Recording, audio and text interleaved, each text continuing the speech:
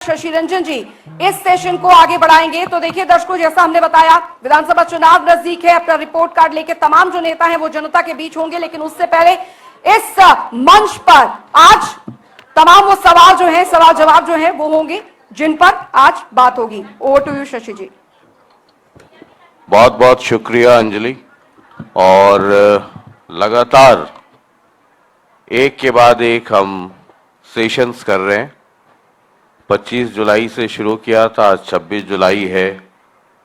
आज सुबह के सेशन में मुख्यमंत्री खुद मौजूद थे, नायब सैनी जी, और जितने डिस्ट्रिक्ट्स हैं हम वो भी बात कर रहे हैं, उस पर भी बात कर रहे हैं, और कुछ सेशंस हम डिफरेंट इश्यूज पे भी कर रहे हैं। इस वक्त एक खास मेहमान हैं और डॉक्टर बनवारी लाल जी है, कैबिनेट मिनिस्टर है। बहुत बहुत स्वागत भी है सर आपका। ये माइक ले लीजिएगा। तो पिछले बार भी मंत्री थे, अभी ये दौर बदला है, मुख्यमंत्री बदले, तो सेकंड टेन्योर है बीजेपी का, उसका जो पार्ट 2 है, जब मनोहर लाल जी हटे और नायब सैनी जी मुख्यमंत्री उन्हें बनाया गया, तो वो जो कैबिनेट है उसमें भी डॉक्टर बनवारी लाल उस कैबिनेट में शामिल हैं, बल्कि और उनके जो डिपार्टमेंट्स हैं वो बहुत महत्वपूर्ण डिपार्टमेंट दिए गए। अब हम 2024 के मुहाने में हैं। 2024 में 1.5-2 महीने में चुनाव हो जाएंगे और उसके बाद अगली सरकार, अब की बार किसकी सरकार, यही थीम है हमारा।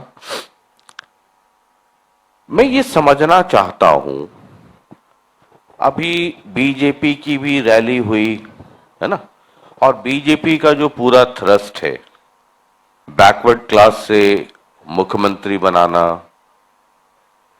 प्रदेश अध्यक्ष एक कॉम्बिनेशन बना, ये जीटी रोड से बीजेपी का जो आधार है, आप 2014 से ही देख लीजिए, ये जीटी रोड और अहिरवाल बेल्ट। 2014 में हरियाणा के दूसरे हिस्सों से 1-2 लोग इधर से उधर से, बादली, नारनौल, ये सब लोग जीत करके आए, लेकिन 2019 में तो जीटी रोड और अहिरवाल बेल्ट यानी दक्षिण हरियाणा, ये इलाका, और जो बीजेपी का जो थ्रस्ट है, अभी अमित शाह आए, आपके ही इलाके में आए हुए थे, ओबीसी और दलित समाज और ये तमाम तरह की चीजें कर रहे हैं। बीजेपी एक अलग डायरेक्शन में जा रही है। कंसंट्रेशन जो है, वोटर्स किस तरफ से आएंगे, वो एक कैलकुलेशन है। देखो, सबसे पहले तो रंजन जी मैं आपका बहुत बहुत आभार व्यक्त करता हूं। इसको सिर्फ सीधा कर लिया जी। आपके चैनल के द्वारा मुझे यहां दर्शकों के बीच में आने का मौका मिला, और जिस तरह से आपने अभी बात की कि भारतीय जनता पार्टी का जो नज़रिया है, देखो हर पार्टी देखती है कि भाई हमें कहाँ से ज़्यादातर वोट मिलते हैं, कहाँ हमारा प्रभाव ज़्यादा है, तो उन लोगों को स्वाभाविक हर पार्टी महत्व देना चाहती है। और अभी जो अमित शाह जी ने महेंद्रगढ़ के अंदर, पाली के अंदर जो अभी एक जनसभा की थी ओबीसी मोर्चा के तहत, तो उसमें काफ़ी लोगों का उत्साह था, क्योंकि ओबीसी के लोगों को, ऑडियंस में जरा शांति बना के रखें मैडम, शांति बना के रखें जी सर।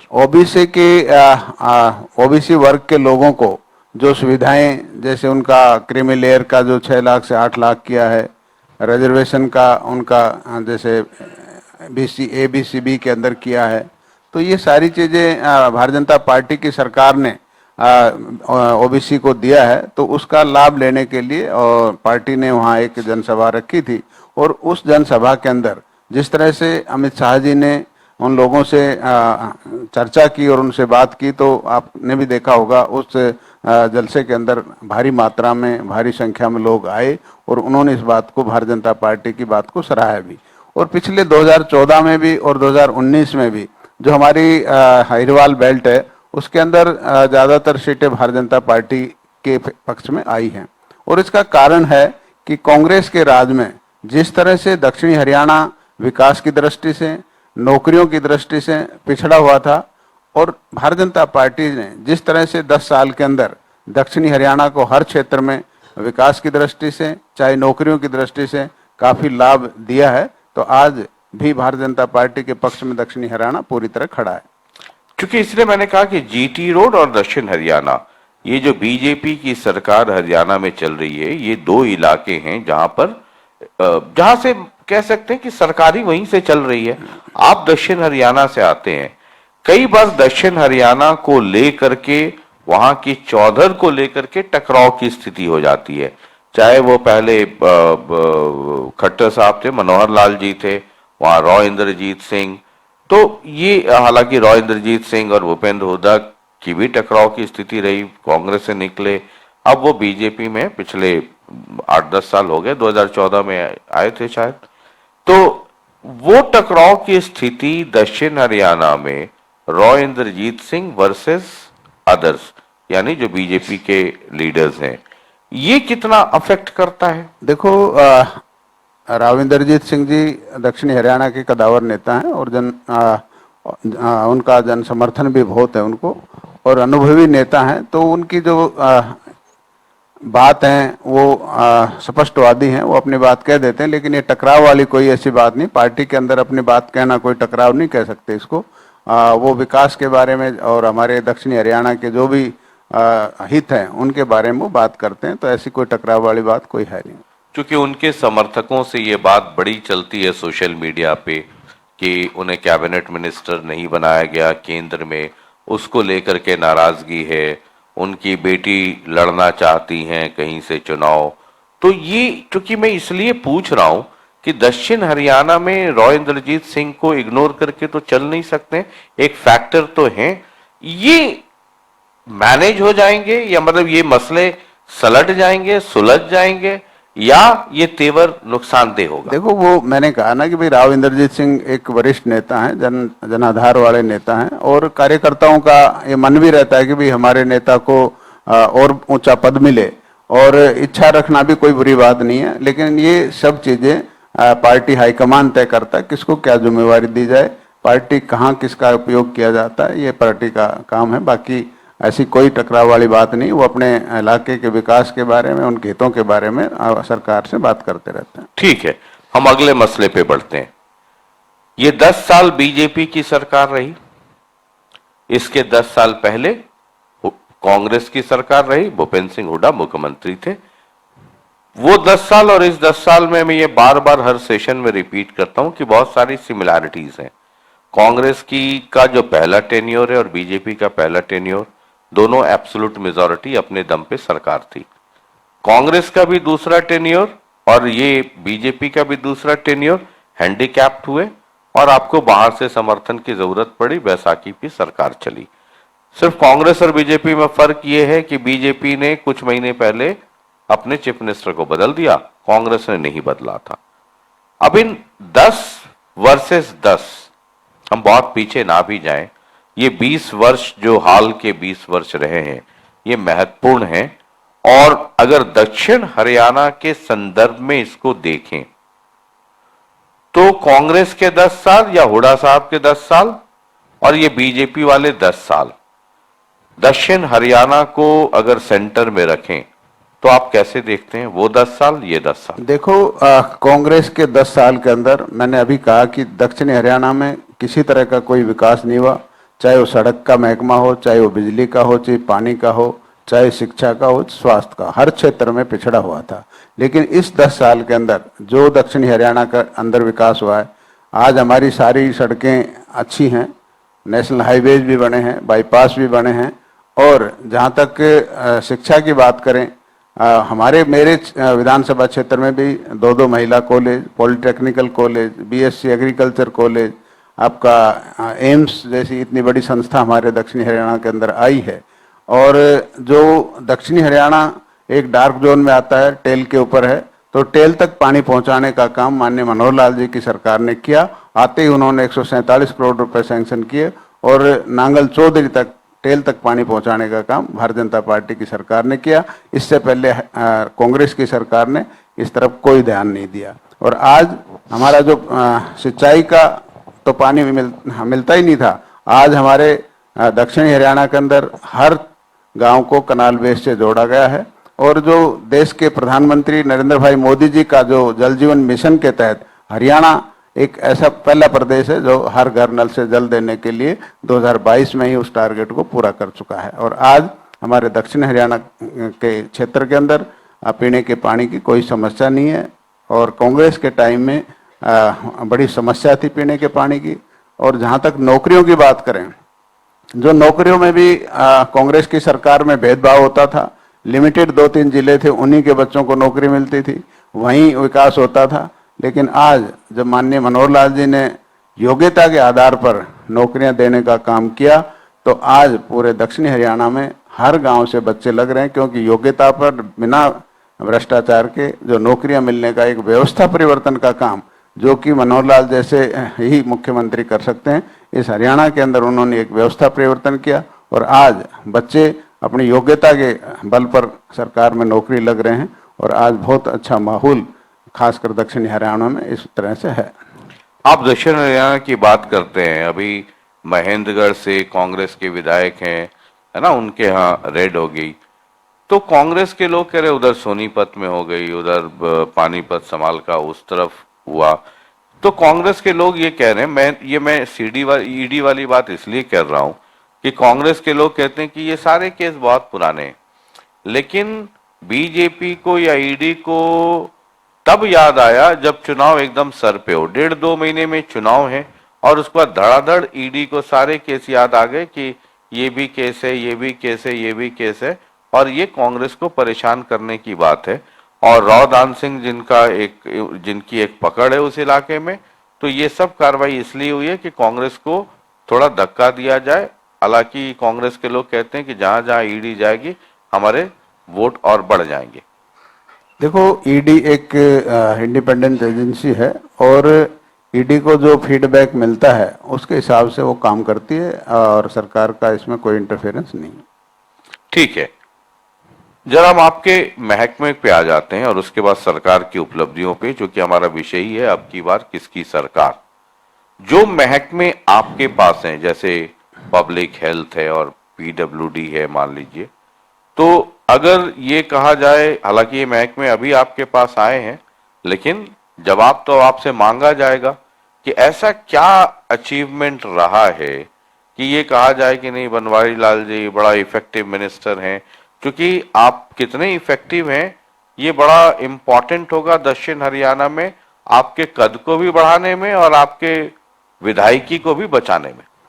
देखो, पब्लिक हेल्थ एक बहुत महत्वपूर्ण विभाग है और पानी की सबको ज़रूरत होती है, चाहे अमीर हो चाहे गरीब हो, और सुबह पहले सबको पानी चाहिए। तो ये विभाग जिस तरह से पिछले 10 साल के अंदर हरियाणा के अंदर बहुत ही विकास हमने करवाए हैं, जिनका मैं अभी ब्यौरा में देता हूं। पिछले 10 साल के अंदर हमने 294 कनाल बेस्ड और 265 ट्यूबवेल बेस्ड वाटर वर्क्स बनाए, जिनकी कीमत लागत थी 575 करोड़। इसी तरह 4861 नए ट्यूबवेल और 1343 बूस्टिंग स्टेशन बनाए, जिनकी कीमत है 1508 करोड़ रुपए।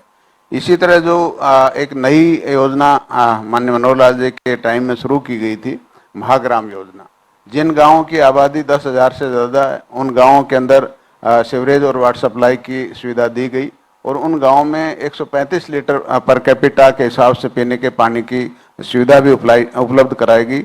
अब तक उनके अंदर 14 गांवों में इस तरह की सुविधा दी गई है और काफ़ी गांव, लगभग 150 के करीब गांव और पाइपलाइन में है पूरे हरियाणा के अंदर, जिनके अंदर ये महाग्राम के तहत ये सुविधा दी जाएगी।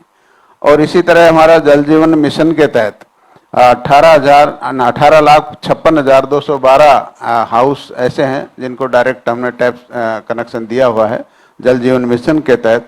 और इसी तरह 3 रेन्यूअल स्कीम के तहत वाटर वर्क्स बनाए गए, 2 तो मोना के नज़दीक हैं और 1 है सुल्तानपुर, जिससे मेवात के 164 गांव इससे लाभान्वित हुए हैं। और इसी तरह हमारा जो DI पाइप, जो कि बहुत ही उनकी लाइफ अच्छी है और क्वालिटी भी अच्छी है पानी के लिए, 959 किलोमीटर की वो पाइपलाइन बिछाई गई ताकि इसकी कनेक्टिविटी सही रहे और लीकेज वगैरह कम हो और पानी की क्वालिटी भी अच्छी रहे। इसी तरह पूरे प्रदेश के अंदर 10 साल के अंदर 72 एसटीपी प्लांट लगाए गए हैं और जिनकी कॉस्ट है 463 करोड़ रुपए। और इसी तरह हमने 10 साल के अंदर जो टोटल बजट 1,33,343 करोड़ रुपए का बजट पिछले 10 साल के अंदर water supply, sewerage system, storm water के लिए ये सब खर्च किया गया है। और जो खासकर हमारा दक्षिणी हरियाणा और दक्षिणी हरियाणा के अंदर मेवात के अंदर भी रेन्यूअल स्कीम के तहत काफ़ी प्रोजेक्ट अभी अंडर कंसिडरेशन चल रहे हैं। लगभग 10 प्रोजेक्ट हमारे अभी भी नाबार्ड के उससे टेंडर हुए हैं। और जो हमारी पानी की जो समस्या है, पानी देखो बचाया जा सकता, बनाया नहीं जा सकता। उसके लिए हमें अवेयरनेस कैंप भी लगाते हैं, लोगों को अवेयर भी करते हैं। हमारे जो BRW वर्कर्स हैं उनके जरिए हम गाँव में जा कर के अवेयरनेस करते हैं कि भाई टूटी लगाएं, पानी वेस्ट ना करें, पानी को बचाएं, ओवरहेड टैंक को बंद करें। और एक नई स्कीम, एक नई पॉलिसी हमने 2019 के अंदर लेके आए, reuse of treated waste water. और इसका फायदा ये होगा कि जो हम सारा पानी, नहर का पानी या जो हमारा जमीन का अंडरग्राउंड वाटर उसको हम दोहन करते हैं, उसको बचाया जा सकता है। जो हमारा ट्रीटेड वाटर है, रीयूज ऑफ ट्रीटेड वाटर जो पॉलिसी के तहत, उस पानी को हम एग्रीकल्चर में, हॉर्टिकल्चर में, इंडस्ट्री में, इन चीज़ों में इसको यूज़ करेंगे ताकि हमारा जो ग्राउंड वाटर है वो सेफ रहे, बचे। और जो हमारी जो नहरी पानी है वो भी हमारा सिर्फ पीने के पानी के लिए यूज़ हो। तो हमें ये जो हमारी पॉलिसी है इसमें 2025 तक हम लगभग 1004 लीटर MLD का जो वेस्ट वाटर है उसको हम यूज़ कर लेंगे। और 2028 तक 100% हमारा जो वाटर जो भी STP से जनरेट होगा उसको हम हॉर्टिकल्चर, एग्रीकल्चर या इंडस्ट्री के अंदर यूज करेंगे ताकि हमारा आने वाले समय के अंदर पानी का बचाव हो सके। ठीक है, आप तो बहुत लंबी चौड़ी में बहुत शांति से सुन रहा था। एक तरफ जब मैं बीजेपी के नेताओं को, मंत्रियों को, मुख्यमंत्री को जब सुनता हूं तो लगता है कि इतना सारा काम हो गया। दूसरी तरफ जैसे ही टीवी ऑन करता हूं या कोई सोशल मीडिया पे या कोई रैली, तो उधर कांग्रेस के लोग कहते हैं कि मतलब कोई काम नहीं हुआ 10 वर्षों में, ना कोई पावर जनरेशन, ना कोई पावर स्टेशन बना, मतलब पीने के पानी का बुरा हाल है। मतलब उनके अनुसार ये है कि एकदम बेड़ा गर्क कर करके बीजेपी ने इन 10 वर्षों में रखा। और कह रहे हैं कि उसका असर आप देख लीजिए, लोकसभा चुनाव में हाफ हो गए, विधानसभा चुनाव में साफ हो जाएंगे। देखो, आपने भी देखा होगा कि कांग्रेस के 10 साल के शासन में जिस तरह से मटका फोड़ प्रदर्शन होता था, इन 10 साल के अंदर आप कहीं भी हरियाणा में बता दो कि कोई मटका फोड़ प्रदर्शन हुआ तो इससे पता लग जाएगा। अगर जनता दुखी होती तो उनके समय में जैसे मटका फोड़ प्रदर्शन करते थे, अब ऐसा कहीं भी पूरे प्रदेश के अंदर 10 साल में नहीं हुआ। आप अभी दक्षिण हरियाणा के संदर्भ में ये कह रहे थे कि हर गांव में नौकरियां मिल गई, बिना खर्ची, बिना पर्ची, तमाम तरह की चीजें। कांग्रेस के लोगों से बात कीजिए, सुनते ही होंगे उनको, अगर बात नहीं होती है तो सुनते तो जरूर होंगे। वो कहते हैं कि ये कौन सी बिना खर्ची और बिना पर्ची वाली बात करते हैं बीजेपी के लोग। लगातार क्वेश्चन पेपर्स लीक हो रहे हैं, परीक्षाएं रद्द हो रही हैं, आपके रिक्रूटमेंट ऑफिस में इतने पैसे पकड़े जाते हैं और उसके बाद भी आप कहते हैं कि बिना खर्ची और बिना पर्ची वाली सरकार है। देखो, हम गांव में जाते हैं और गांव में वो भी जाएं हमारे साथ, और कोई भी आदमी आज तक किसी ने ये नहीं कहा कि हमने किसी को पैसे दिए हैं। और गांव के अंदर वो जाएं हमारे साथ, हम चलते हैं उनके साथ और वो हाथ खड़े करवा कहें कि भाई इनके 10 साल में कितने बच्चे नौकरी लगे और हमारे 10 साल में कितने बच्चे नौकरी लगे, इससे क्लियर साफ हो जाए। हाँ, मतलब लेकिन वो कहते हैं कि पारदर्शिता जिसको आप लोग इतना, जिसपे इतनी बात करते हैं, वो कहते हैं कि वो है नहीं ना। आपके रिक्रूटमेंट ऑफिस में पैसा नहीं पकड़ा गया, पैसा पकड़ा गया नहीं। देखो, इस सरकार में अगर कोई गलती की है किसी ने तो उस पर कार्रवाई भी होती है, लेकिन कांग्रेस के टाइम में किसी पर कार्रवाई नहीं हुई। इस बात से आप भी सहमत होंगे। मतलब कई सोशल मीडिया पे मैं देखता हूँ, सटायर में ही, व्यंग में लोग लिखते हैं कि अब ये जो 2 महीने हैं ये ईडी और सीडी का खेल होता रहेगा। एक ईडी और दूसरा सीडी। तो हरियाणा के चुनाव में ये ईडी और सीडी का खेल चलता रहेगा, बाद बाकी तो भगवान मालिक। नहीं, ऐसी तो कोई बात नहीं है। ये तो एक सिस्टम का हिस्सा है, ये तो चलते ही रहते हैं, चुनाव से इसका कोई लेना देना नहीं है। मैं वापस पॉलिटिकल सवाल पर आ जाता हूं। रॉय इंद्रजीत सिंह कितने बड़े फैक्टर होंगे दक्षिण हरियाणा में? उनकी बेटी मीडिया में भी कह रही हैं, लगातार घूम रही हैं, कह रही हैं कि पार्टी ने टिकट नहीं दिया तो भी वो चुनाव लड़ेंगी। अब आपके पार्टी में एक पुराना सिस्टम है कि एक ही परिवार से दो लोगों को टिकट नहीं देते हैं, ये है ना आपके यहाँ सिस्टम, तो फिर वो क्या होगा? देखो, ये सब पार्टी हाईकमान को तय करना है किसको टिकट देना है, किसको नहीं देना। और जहां तक चुनाव लड़ने की बात है आरती राव जी की, वो उनका पर्सनल फैसला है, वो क्या करती हैं, चुनाव लड़ती हैं या नहीं लड़ती, पार्टी से लड़ती हैं या निर्दलीय लड़ती, वो उनका अपना फैसला है। अगर पार्टी ने ये कहा कि एक ही परिवार से दो लोगों को टिकट नहीं मिलेगा, जो अब तक आपका फॉर्मूला है, भाई चौधरी बीरेंद्र सिंह क्लासिक एग्जाम्पल है।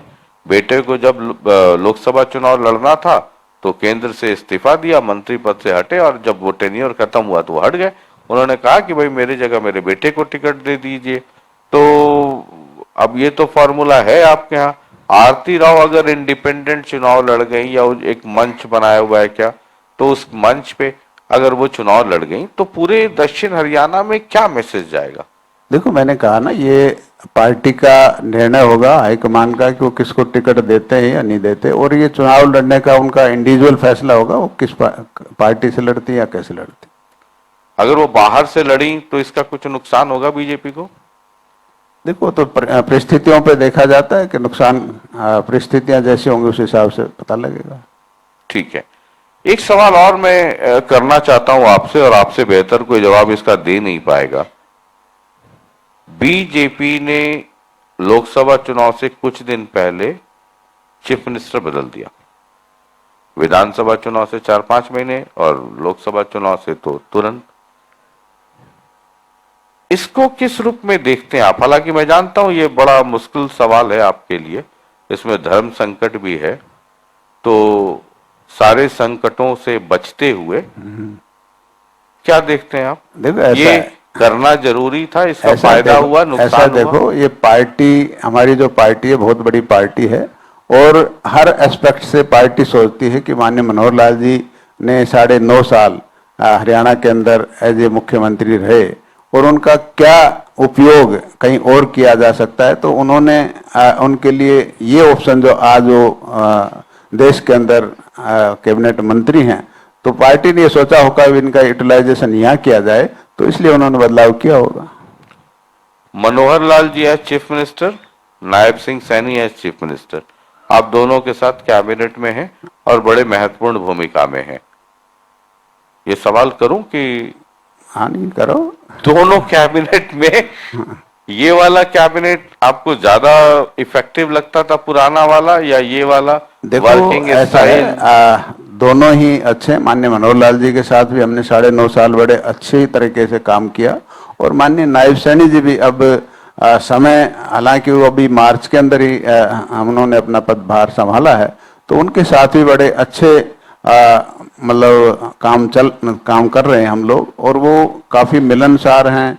और मान लो कई चीजें ऐसी हैं जो चुनाव भी है, और कुछ एक चीजें जो लोगों को मान लो कोई दिक्कत आ रही थी, जैसे हमारे इसमें परिवार पहचान पत्र हो गया या आपकी प्रॉपर्टी आईडी हो गया, तो इनको ठीक करने का काम भी माननीय नायब सैनी जी कर रहे हैं, ताकि लोगों में जो थोड़ा बहुत रोष था, उन्होंने समाधान शिविर भी लगा रखे हर जिले के अंदर, एडीसी की अध्यक्षता में इस तरह से समाधान शिविर भी लगा रखे हैं, ताकि ये छोटी मोटी समस्याएं हैं इनको दूर किया जा सके। और काफी जन कल्याणकारी जो घोषणाएं हैं आज माननीय नायब सैनी जी कर रहे हैं, और लोगों में काफी अच्छा माहौल भारतीय जनता पार्टी के प्रति आज है। कई फैसले ऐसे हो रहे हैं जो मनोहर लाल जी जिसको लेकर के बड़ा स्टैंड लेते थे, अब जैसे सरपंच का ही मसला है, तो जो आपके विरोधी हैं वो कह रहे हैं कि देखिए ये तो सब मनोहर लाल जी के फैसले को अब पलट रहे हैं, एक के बाद एक।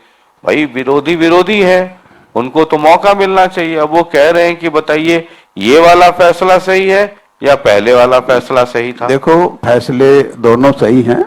और कई बार क्या होता है कि जब कोई भी चीज कानून बनता है या कोई पॉलिसी बनती है तो उस पॉलिसी के जब यूज होता है तो उसमें कुछ कमियां होती है तो उसको सुधारा भी जाता है। तो वो सुधारने का काम माननीय नायब सैनी जी कर रहे हैं। मान लो जनता को उससे कोई तकलीफ हो रही है, जनता को उन चीजों को अवेल करने में कोई दिक्कत आ रही है तो उनको ठीक करने का काम किया जा रहा है। ठीक है, एक आखिरी सवाल जो हमारा पंच भी है, अब की बार किसकी सरकार? लेकिन मुझे पता है आप कहेंगे बीजेपी वाले बीजेपी की सरकार, कांग्रेस वाले कांग्रेस की।